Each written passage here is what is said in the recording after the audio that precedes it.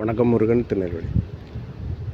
பூமியிலே பாவங்களை மன்னிக்க மனுஷகுமாரனுக்கு அதிகாரம் உண்டு என்று நீங்கள் அறிய வேண்டும் என்று சொல்லி திமிர்வாதக்காரனை நோக்கி, நீ எழுந்து உன் படுக்கையை எடுத்துக்கொண்டு போ.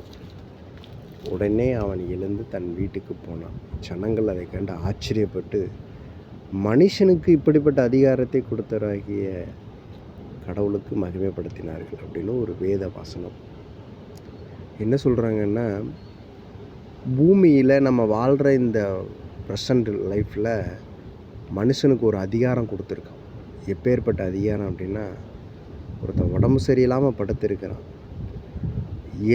எழுந்து நட அப்படின்னு சொன்னால் அவன் எழுந்து நடக்கிறான். அப்பேற்பட்டக்கூடிய அந்த வார்த்தையின் வல்லமையை ஒவ்வொரு மனுஷனுக்கும் கடவுள் கொடுத்துருக்கிறார்.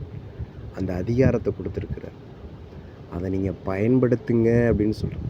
ஒரு சுகத்துக்காக மாத்திரம் இல்லை, செழிப்பு, சமாதானம், சந்தோஷம், வெற்றி, எது வேணுமோ எவ்ரிதிங் உங்கள் வார்த்தையில் அந்த வல்லமையை கொடுத்துருக்கேன். உங்கள் வாயில் கொடுத்துருக்கேன். வாயை திறந்து அப்படி சொன்னால் சொன்னபடியே நடக்குமா.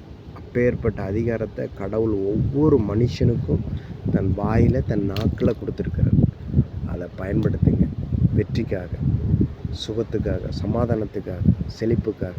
Okay, carry on. God bless you.